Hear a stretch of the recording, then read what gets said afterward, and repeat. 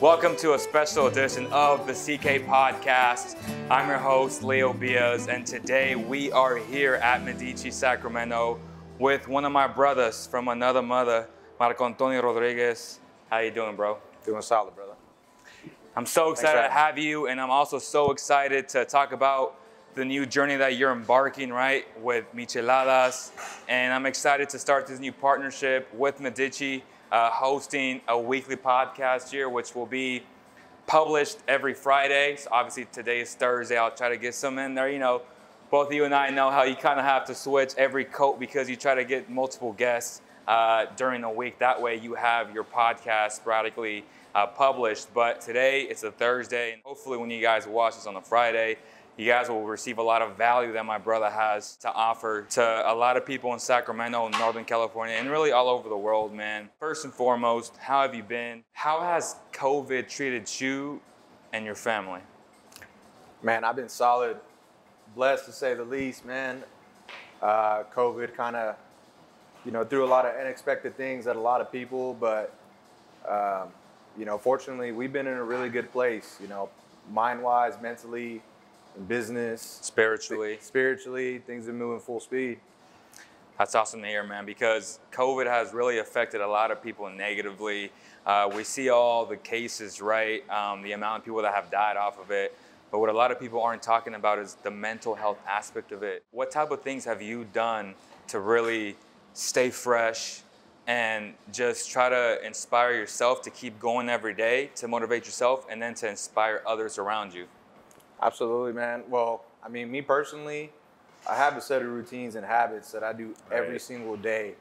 One of them is obviously my conversations with God. Number one, every single morning. The first thing I do is I say thank you for today, yesterday, and the future. Same, man. I do a little meditation session by myself just to get myself in the right mind frame and prepare for the day. And then I'm very schedule oriented. I have a calendar that I try to follow throughout the day, just to make sure that I'm being productive and on top of it. And it takes a lot of discipline and a lot of practice, and it's still something that I'm always working on getting better because things come up throughout the day, but for the most part, I try to stay on top of it, and keeping myself busy has really helped me stay productive through this time. Right, and obviously I think you're one of the best leaders that I've met ever in my life, and I say that with complete honesty, bro. You lead by example. You're a very, very good entrepreneur, getting better every single day. Just like the rookie in basketball that if he hones his skills, if he puts the work in, and this is just in life, right, you're going to get better. And I feel like from the outside looking in, me watching everything you do, you've improved so much on so many facets of your life and your entrepreneurial skills. So, you own a restaurant, you're still a New York Life agent, and you're embarking into this new journey of bottled Micheladas. Kind of go over that, and how has that really treated you? And how have you balanced time with your wife? Because I always want to ask that question because it's so tough, right, to balance all these things and then still have time for your significant other. Yeah, man, it feels like a juggling act all the time. I mean, that's kind of how me and you met. I'm a life insurance agent. I'm an agent with New York Life. I spend a lot of my time working with business owners, athletes, entertainers, families, just kind of helping them prepare for their finances, getting the things in order, retirement-wise, investment-wise, that they need to put in place. But we had those conversations with them and helped them out that way. So that's how me and you connected. But through that journey, I met a lot of awesome people and a lot of great people, just entrepreneurs and people with great stories, and really expanded my network over the last few years. The restaurant business, it's actually a restaurant that was started by my mom. Right. She started it 13 years ago, and the family has always been involved and pretty much for the whole time. But what having my agency and my life insurance business has really allowed me to do is to connect the dots between our business and her business and really start improving on the different areas that she needed help with, whether it be social media wise, content, awareness.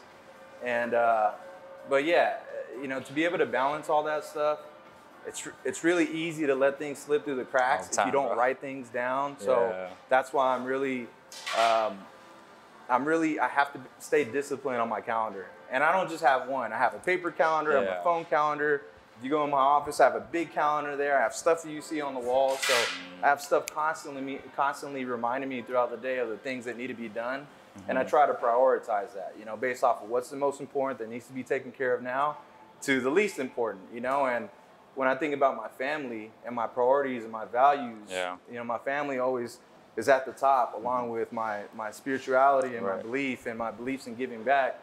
So the first thing that I always do is I set time for my wife. You know, I set time for my family, you know, and if I have to move things around to be able to accommodate that so that I'm with them, I will, because it's something that's really important. And you just went to Tahoe, right? You actually just came back today, and those are the little things that I really respect, because the entrepreneur who's always busy doing this, doing that, again, you get carried away with all this and you lose focus of what's really important. But again, you setting time really sets a good example for, you know, your inner circle and the people who admire you. Like that's admirable. Like setting time for the people that you love. At the end of the day, if we don't put God and our family first, what are we really doing, right? Right. You're embarking into this new journey of Micheladas. Where did this idea originate from, and how has it really been? Like, because I'm sure it's been up and down, but I've seen a lot of cool stuff on social media. Yeah, it's crazy how it happened. Because again, we've had this family restaurant for the last 13 years. My family, we originally come from Mexico. We were fishermen out there. And when they came out here, they're farmers, you know? And, you know, my parents always wanted to gain freedom. And the way they were able to do that is through entrepreneurship. So when my mom started this restaurant business, she found a niche. It was her seafood and also her micheladas. And people really love them, you know? But love for people's food doesn't really bring a business up. There's a lot of facets that come into making a business successful. So, you know, over the years, you know, people always told us like, man, this thing is the best michelada we've ever had. You need to bottle it, you need to sell it.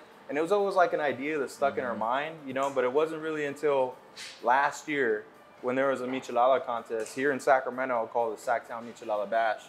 And it's crazy because the Michelada contest was coming up. We were already past the deadline, and I picked up the phone and I was like, man, I got to get into this contest. Like, I didn't even know it was happening.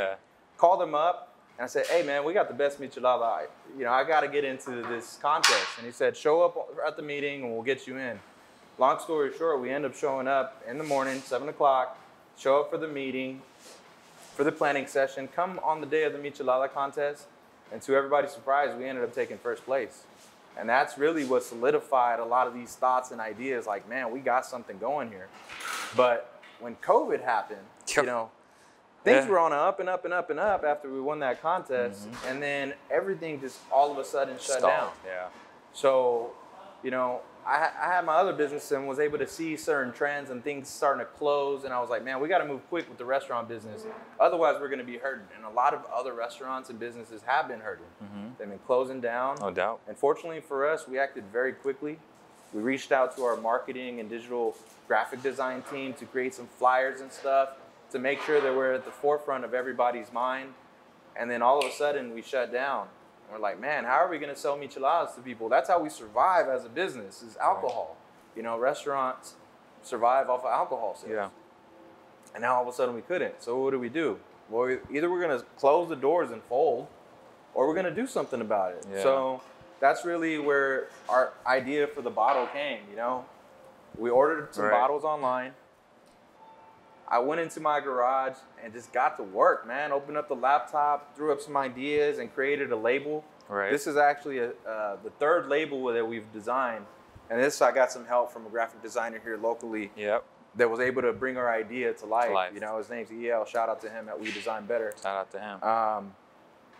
But yeah, man, slapped the label on the bottle, filled them up with michelada sauce. We put them on, you know, on the shelves for people to buy. So the secret is the sauce. Secret is the sauce, man. Okay. Every good michelada, and for those of you that aren't aware of what a michelada is, a michelada is a specialty craft Mexican beer. It's made out of a tomato base, has lime, has a bunch of spices and ingredients that people put together, and they mix it with Mexican beer. Mix that up, and it's almost like a version of a Bloody Mary, but just has a different taste to it. It's its own beast. So that's what we're known for. And our recipe, it's been handed down for over a decade. We've been perfecting it. And a lot of it comes from Jalisco, where we come from. And So yeah, the rest is history, man. Shout out to Jalisco, by the way. That's where we're both from. For sure. So what type of advice can you give to the young and up-and-coming entrepreneur? Because you're a man that gives back. You're very aware of the political climate that we're living right now, but you're always trying to give back to the minority. What advice do you give them if they come to you and they say, Marcoantonio, how do I start my business? What's one of the first steps I should take? Well, the first step is exactly what you said, is ask for help. You know what I mean? Like, I think we have a problem sometimes with asking people for help. Pride, ego, you know, it requires a lot of humility. Right. But the best and fastest way to get to wherever it is that you want to get to, whether it be a successful entrepreneur or, you know, whatever it is ask somebody that's already been there, that's already doing it. So, you know, ask somebody for help, and, you know, that's you know, surround yourself with positive people. You know, surround yourself with people that are already doing it so that they can elevate you with them. You know, my mentor has a saying, and I have a lot of mentors, you know, whether it be peer mentors or people I look up to, to show me your friends and I'll show you your future. You know what I mean? So I'm really big on surrounding myself around people that are successful, that can challenge me to grow, that could also hold me accountable. So when I'm doing something that I could improve on, that they call me out on it, man, and say, hey, man, I would try it this way, you know, and I always take it as constructive criticism. And we have to be open to taking that if we want to improve ourselves and be better. Now, that's great, but what type of advice can you give to the kid who has no idea what they're about to get into, and all they see is the social status of, oh, you're an entrepreneur, it's cool, you make a lot of money, you work your own hours, but it's really not about making all this money, right? It's about the passion that you have towards whatever you get into. And I feel like a lot of these kids really misunderstand that, and they miss the point, and they go into something to make money rather than the money will come if you do things the right way, right? Yeah, for sure, man. I mean, I think a big component of why I do what I do is so that we could give back. You know, and that's always at the forefront of everything I do. You know, how can we utilize this business to create opportunities for job employment, maybe for people that otherwise would be overlooked because they are Latino, or they are a person of color, or they are LGBTQ. You know what I mean? Like, you know, and as we do good as a business, we also try to use that to help with social causes, whether it be to donate to nonprofits that we believe in, to give back to the community. And that's a really big reason why I wanted to become an entrepreneur, man, is freedom and being able to give back, being able to help. I think that's something that's really been ingrained in me since I was a child. It's values that my family have. Because even when we didn't have much, which has been the majority of my life, right, we always found a way to give something back. You know what I mean? And, you know, what I'm finding is the more that I receive, the more money I make, the more, you know, stuff that we accumulate, the more good that I could do with it, and the more that I can give back to the people that are around that are looking for someone like us and saying, hey, I need some help, or hey, how do I do this? You know, that's why I do what I do. Man, that's a perfect way to end the first segment. On the second segment, we're gonna try out Micheladas, and we'll also try the specialty pizza, or my favorite pizza here at Midici's, which is a devil pizza. It's very spicy. Both you and I are Mexican. And yes, we do like spicy foods. Even though I'm kind of battling some stuff right now, but you know, we'll have some of that pizza when we come back, guys. Thank you guys so much. And again, don't forget to hit that subscribe button and to drop a review on iTunes. Like, every review we get, it helps us out a lot to rank higher in the algorithms of iTunes. Thank you guys, and we'll be right back. Welcome back, guys, to the special edition of the CK Podcast. I'm with my boy, Marcoantonio, and we got the Micheladas, we got the beer ready. As you guys saw Danny bring us the devilish pizza. Before we get to the Micheladas, man, straight up, have a slice. All right. And we want you to give us your honest opinion about this pizza. As I've said before, the closest thing to Italian pizza. That's what's the up. Freshness, the thinness. And drum roll, please. All right.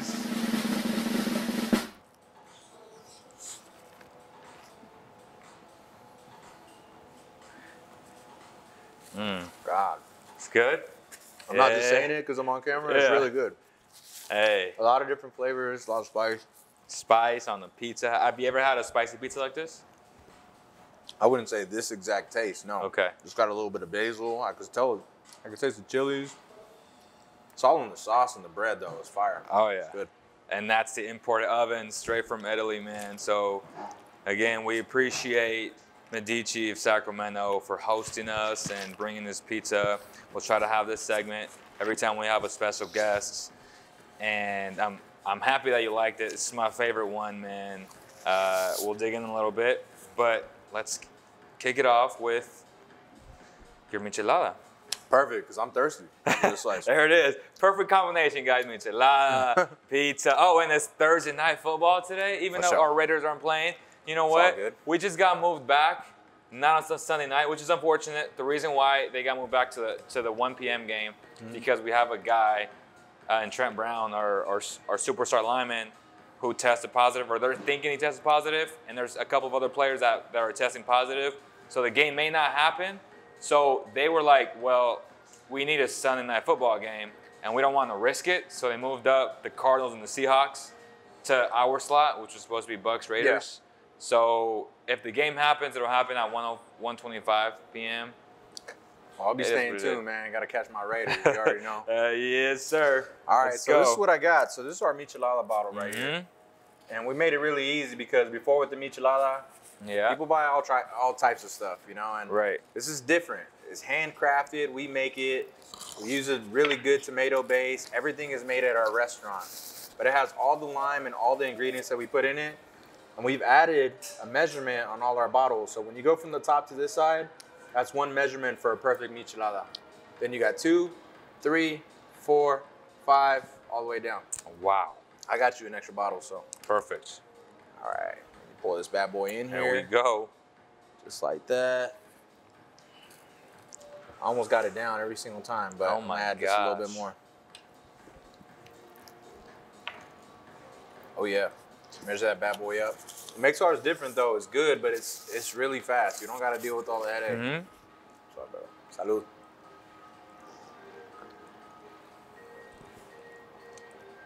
Tastes just right? Oh yeah, it's hella good. So we usually send it, brother. So, let me see.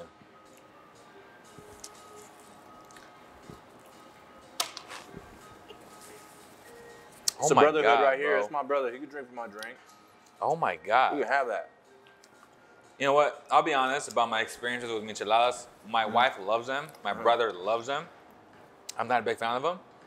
I can't even lie, bro. Like, this is legit. Like it? This is good. Like, right on.